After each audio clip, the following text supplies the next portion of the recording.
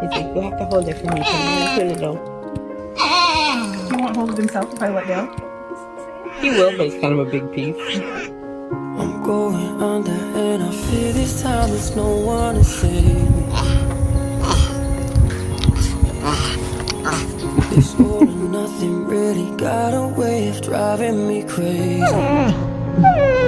I need somebody to heal, somebody to know, somebody to have, somebody to hold. It's easy to say, but it's never the same.